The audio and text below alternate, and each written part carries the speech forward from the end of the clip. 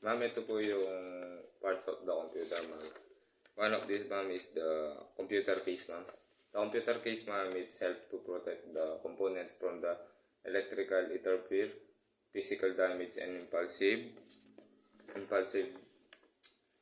foreign object, ma'am.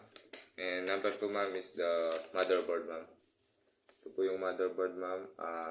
It distributes electricity and facilitates communication between and to the central processing unit, also known as CPU, ma'am, and also the random access memory, ma'am, also known as RAM, and any component of the computer hardware, ma'am. And next, ma'am, is the PSU, ma'am. PSU, ma'am, it converts main AC to low voltage regulated PC power for the internal component of the computer, ma'am. Ito po yung nagbibigay ng electricity sa computer, ma'am, para magamit natin. And also known, ma'am, as the next, ma'am, is the CPU, ma'am.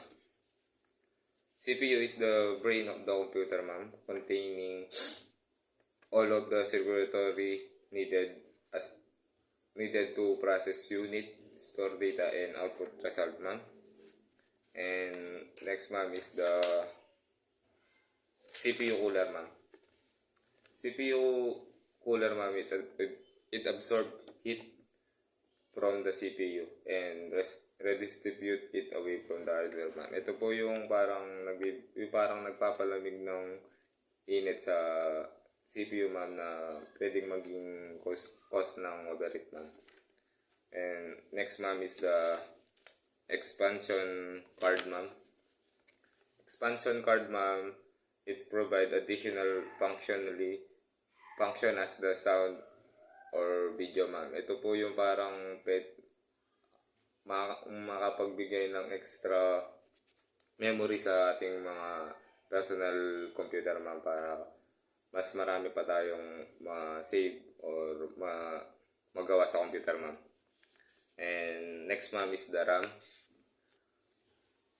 RAM, ma'am, is a temporary bank where your computer store data it needs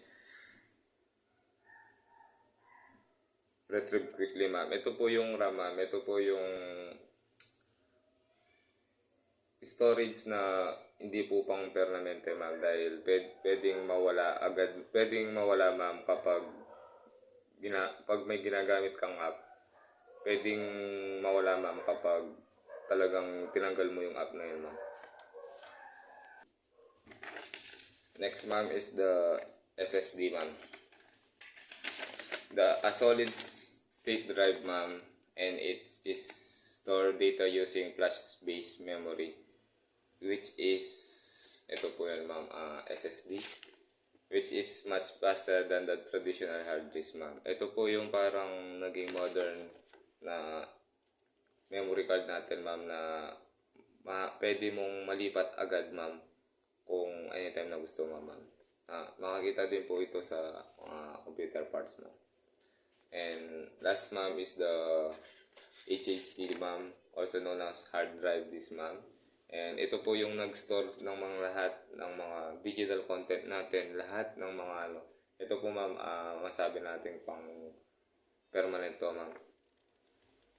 Thank you po, ma'am.